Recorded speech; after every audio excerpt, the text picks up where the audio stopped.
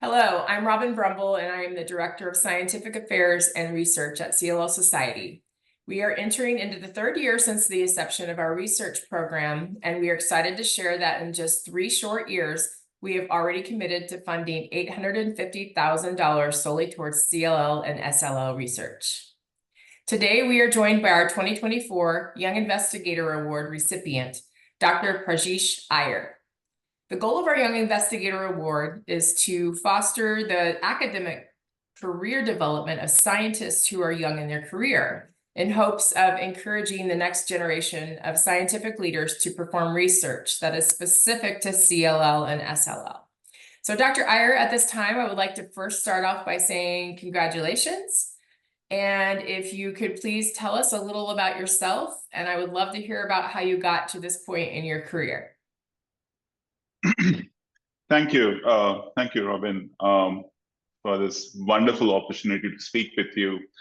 I am incredibly grateful for this Young Investigator Award from CLL Society. But this journey didn't begin here. So I started with I was born and raised in India. In a small town called Kalyan, in a big city, that's Mumbai. And I did my bachelor's degree in biotechnology from Mumbai University, and followed by biotechnology, I did my master's in biochemistry from MS University of Baroda, India. I then earned my PhD in life sciences from Tata Memorial Cancer Center, under the mentorship of Dr. Amit Dutt, where I was studying basically the genetic mutations in Indian gallbladder cancer genome, and I identified hotspot alterations in ERB2 and EGFR family members, and I was involved in the functional validation of those alterations. And along with gallbladder cancer, I worked previously on head and neck and lung cancer too. Following this, I moved to United States for my postdoctoral fellowship at City of Hope National Medical Center, where I joined Dr. Lily Wang, and I have been involved in the complex mechanisms how CLL progresses to an aggressive transformation of CLL that all of us know is Richter's transformation. So when I started this project, I was a solid tumor person, and I had no idea about how liquid tumors work and what are the alterations, what is CLL. I pretty much did a new PhD on this disease. And I started actually uncovering the genetic alterations, which is what my background is from solid tumors, and in CLL, and we started working on loss of function mutations, notch mutations, and MYC alterations. And after that, I got involved in developing mouse models for Richter's transformation, and that's how then we started exploring the metabolic and treatment possibilities for Richter's. Currently, I got promoted in 2023, and I got promoted as a staff scientist. And right now I'm understanding the biological mechanisms that drive Richter's, and especially the metabolic aspect of CLL and Richter's is very, very understudied. And I want to translate the findings that we make into something that can improve patient outcomes. Something that's my idea. That's really great. And we all, yes, Richter's transformation is definitely an unmet need for patients living with CLL and SLL. So your research project is called, this is a little bit of a mouthful, but I'm going to try, Delineating the Role of Mitochondrial Dysregulation in Richter's Transformation. So first, let's review some of that terminology that is included in the title of your project. And then can you talk briefly about what mitochondria are and what their purpose is in the body? Yeah, sure. So I would try to give this example of mitochondria as a layman's example. Just like everybody uses a car, and imagine the car's engine is a powerhouse that makes everything run smoothly. If the engine is faulty, the car might still move, but it won't run efficiently. It might consume too much fuel, it could break down completely.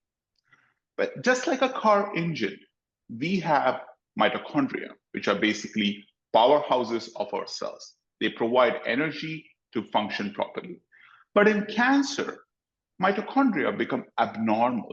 And that's what having a faulty engine in a car.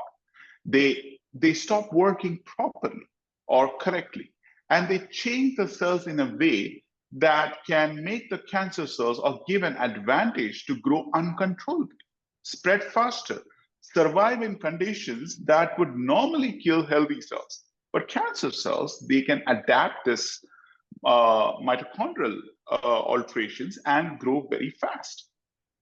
So if we understand and we fix this energy supplies, just like fixing those faulty engines, probably we can make it harder for them to grow and spread. And this might be an effective approach to target the very foundation of cancer, that is cell survival. I like that analogy. That makes it a lot easier to understand. So now, if you could briefly explain what Richter's transformation is. I think many in our community have some idea, but it too is a complicated condition. So it would be helpful if you could start us off just talking about what Richter's transformation is and how does it occur in CLL if that's a way to frame the conversation. Right. So Richter's transformation is happening in patients who are already having CLL. It's a rare event, but it's an aggressive form of progression that happens in some patients of CLL. And in this transformation, the slow-growing CLL cells, they suddenly change into an aggressive form of lymphoma, mostly of the DLBCL type. And this transformation is like characterized by increased size, and they have increased growth, and they are resistant to the conventional therapies that are used in CLL, and they lead to poor prognosis. But a lot of understanding about Richter's is very, very limited, especially from the metabolic aspect of Richter's and the mechanisms that drive Richter's. And so understanding this process of transformation from CLL is very crucial for developing targeted therapies to improve the outcomes, because many of the Richter's patients do not even survive more than a year. So understanding these processes will definitely improve outcomes for Richter patients. Okay. So what are some of the current challenges that researchers like yourself face when it comes to better understanding Richter's transformation? Yeah, so as Richter's transformation, the major limitation is that it's uncommon, and it is very, very difficult to get samples, patient samples, to conduct some comprehensive studies. We have also limited preclinical models. That's where we come in. And other challenge is the heterogeneity of the disease. It can arise through different pathways, different mutations. There are metabolic aspects, there's non-genetic aspects, making it difficult to pinpoint a single cause or a single treatment strategy. So this complexity of the Richters makes it challenging, and these processes of understanding the mechanism are also time-consuming and expensive. And also because there is currently recent times there is a development in preclinical models to understand Richters, but still there's a lot of progress to be made because we don't capture the full spectrum of the disease that is happening in the patients. Hence, it limits our ability to test and refine therapeutic approaches. And Richter's, as we know, is very resistant to conventional therapies and necessitating the development of novel targeted treatments. And this requires the understanding genetic and non-genetic signaling pathways that are involved in Richter's, which is still an ongoing area of research. Thank you.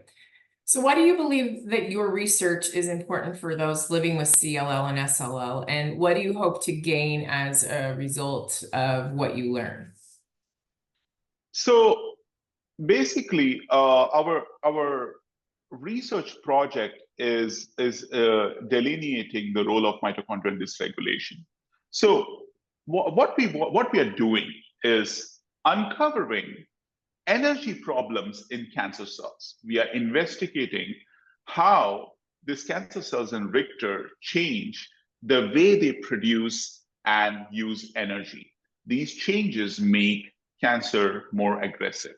And by understanding this energy shifts, the choice of metabolites, we aim to find those points of vulnerabilities that can be targeted with new treatments. We are trying to use advanced models. We developed a novel murine model that mimics human Richters, which is mainly driven by MYC alterations. This model is very crucial for studying disease progression and potential therapies in a controlled environment.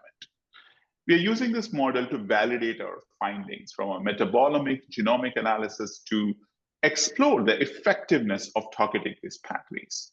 And one of our key hypotheses is that, as I said, our energy dysregulation plays a very central role and it is very understudied. And we are testing this by using inhibitors that target these processes. And our preliminary studies at least show that there is some promise which can improve, at least in the preclinical models. And we want to refine this and combine with existing treatments to enhance their effectiveness. And we believe that by understanding the metabolic vulnerabilities in Richter's, we hope to find new therapeutic targets. So for example, we identified an enzyme as proposed in my project that when inhibited, it can slow down Richter cells, which is a very important aspect considering that they're very proliferative.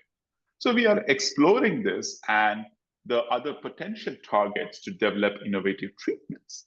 And in summary, our aim is to crack the code of Richter's transformation energy production and to find effective ways to target this aggressive cancer, for which we are using cutting-edge technologies with practical applications that might bring hope to patients battling this challenging disease. That's great. Well, your explanations have been really excellent. Do you have any final thoughts that you'd like to add as we close? Yeah, I would just like to say that our research doesn't stop at developing treatments. It aims to understand the biological processes involved in Richter's. This knowledge that we are developing can help scientists, doctors worldwide to understand how this cancer evolves, and we can find ways to tackle it. We aim to identify the metabolic alterations in the Richter's that can identify new targets and could improve the prognosis for patients who develop this aggressive transformation. We believe that our research that we are proposing could become a beacon for hope for patients with CLL and Richter's transformation. We aim to bring new effective treatments, offering probably better outcomes and renewed hope for patients and their families. That's great. I mean, we really are behind you, and that hope is very important with CLL and SLL. So Dr. Iyer, on behalf of CLL Society, I would like to thank you and your colleagues for all the great work that you're doing to advance the field in this important area of research. And it's a very important topic, and I know that all of us here at CLL Society and those in the CLL and SLL community are really eager to learn about your findings, and we are very excited about your work. So I'd like to thank you so much for your time today. Thank you, Robin and Dr. Kaufman, for this incredible opportunity and the award. I am very, very, very grateful to CLL Society.